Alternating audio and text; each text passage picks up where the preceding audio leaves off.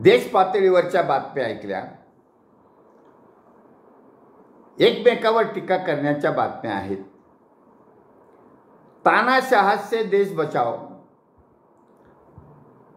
किंवा घटना बचाओ या मुद्द्यावर देश पेटून उठलेला आहे. महाराष्ट्राची स्थिती वेगळी आहे. महाराष्ट्रामधल्या स्थितीचं राजकीय नेत्याचं कॅरेक्टर हे हिंदी में बताया जाता है, हिंदीमध्ये सांगितलं जातं, परंतु महाराष्ट्रातली जनता आवाज करत नाही. महाराष्ट्रातली जनता अंडर प्रेशर आहे म्हणून आवाज करत नाही, पण महाराष्ट्रातली जनता आवाज करणार आहे, पण तोही मतदानाच्या माध्यमातून करणार आहे. भगवान के काठीला आवाज नसतो म्हणतात तसं महाराष्ट्रातील जनतेच्या मतदाराला आवाज नाही.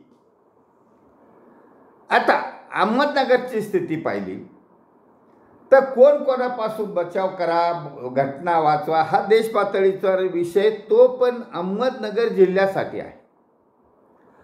अहमदनगर जिल्ह्यामध्ये काही घराणे, ठराविक घराणेच फक्त राजकारणात आहे.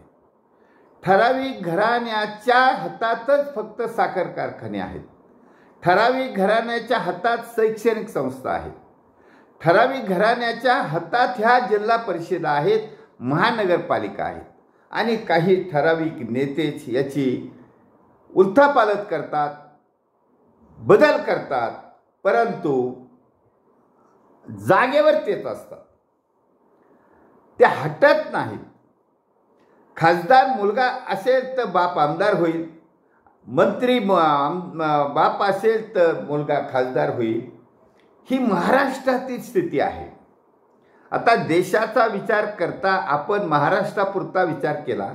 आता मी हा व्हिडिओ स्पेशली फॉर अहमदनगर जिल्हा पैरक करणार आहे. अहमदनगर जिल्ह्यामध्ये 13 विधानसभेचे सीट आहेत. 13ची 13 या तालुक्यात पसरलेले आहेत. 13ची 13 यांच्या बापदाद्यापासून वंश परंपरेने साखर कारखान्याच्या आणि साखर कारखान्याच्या आवारात असणाऱ्या शैक्षणिक संस्थेचे मालक आहेत. शैक्षणिक संस्था धर्म आयुक्ताची असते, त्याच्या अंडर असते, परंतु आणि साखर कारखाना हा सहकार खात्याच्या अंडर असतो, म्हणजे सरकारच्या.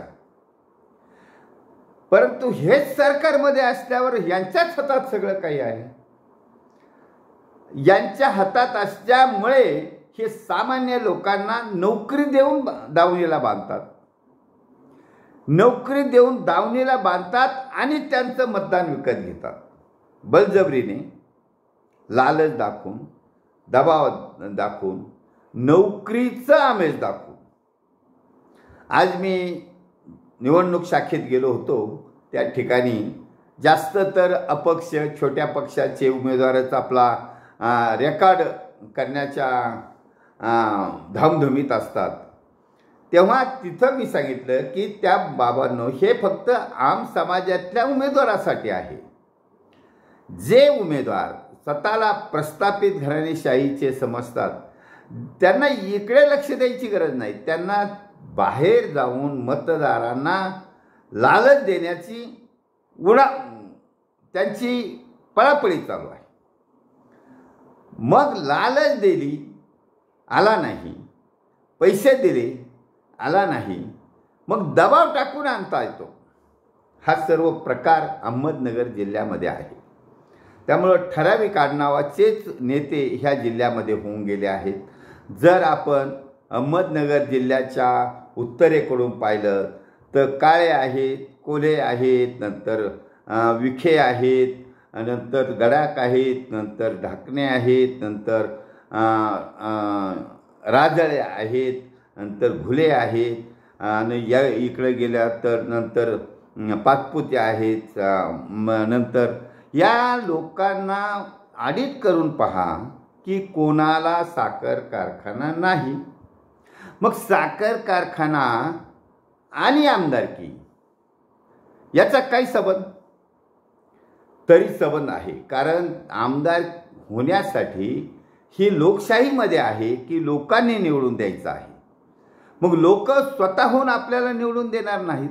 आपण प्रस्थापित घराणेशाही पक्षाच्या वंशवादी घरातले आहोत.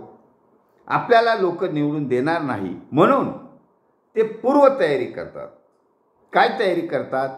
पैशाची जास्तीत जास्त जमाजमी करतात.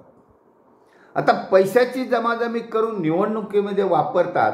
मग त्यांच्यावर कंट्रोल कोणाचा पाहिजे? प्रशासनाचा, निवडणूक आयोगाचा पाहिजे, जिल्हाधिकाऱ्याचा पाहिजे.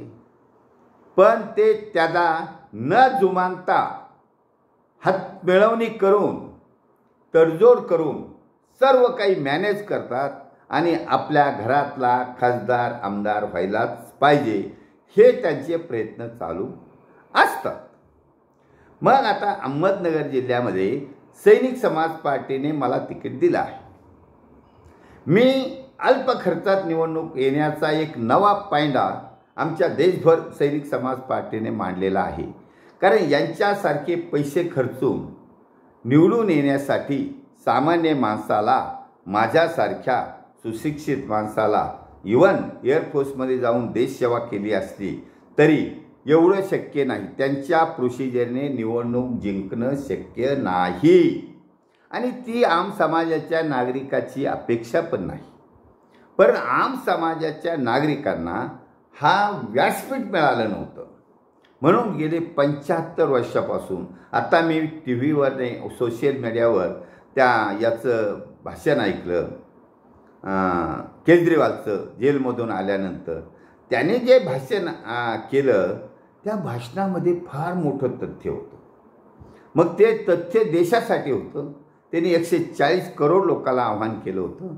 मग मी त्याचा भाषणाचा अर्थ काढून अहमदनगर जिल्ह्यातील मतदारांना आवाहन करतो की आपण अहमदनगर जिल्ह्यातील या प्रस्थापित घराणेशाही पक्षाच्या वंशवादी परिवारवादी पक्षाच्या नेत्यांच्या दबावातून बाहेर येण्यासाठी सैनिक समाज पार्टीचं व्यासपीठ तुम्हाला उपलब्ध करून दिलं आहे.